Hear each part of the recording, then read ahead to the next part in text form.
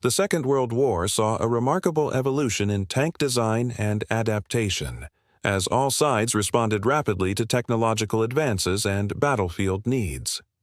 The Sherman Firefly is an excellent example of innovation under pressure. It's a fascinating case of modification turning a workhorse into a specialist.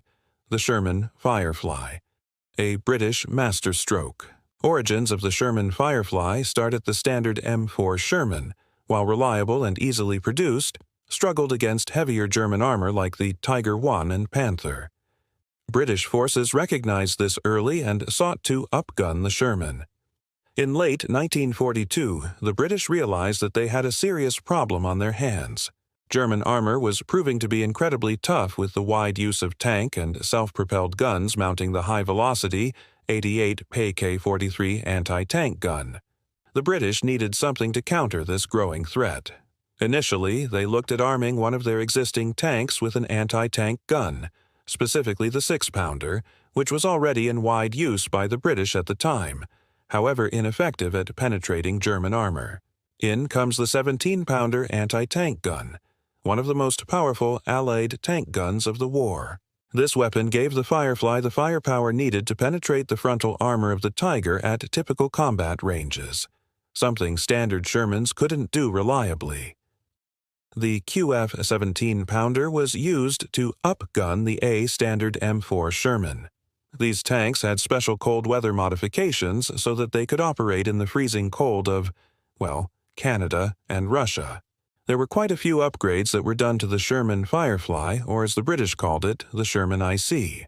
But the Firefly wasn't just a simple Sherman with a big gun mounted on it. In fact, several upgrades were made to the tank to compensate for the added weight of the gun and its mounting. The suspension was upgraded to handle the extra weight, as was the transmission. A larger fuel tank was also fitted to make up for the extra fuel consumption of the 17-pounder gun. Moreover, it had its armor upgraded in some places.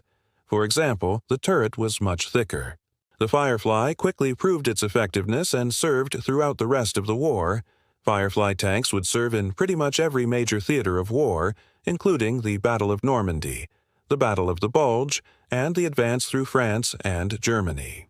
The Sherman Firefly has a total of 254 confirmed kills against German tanks and self-propelled guns. In combat, Fireflies became prized for their ability to knock out German heavy tanks. The Sherman Firefly would remain in service until 1958, long after the end of the Second World War. There is one Sherman Firefly in a museum in England, but other than that, there are no Sherman Firefly tanks still in use today. Anyway, thank you all for watching, and I'll see you all next time.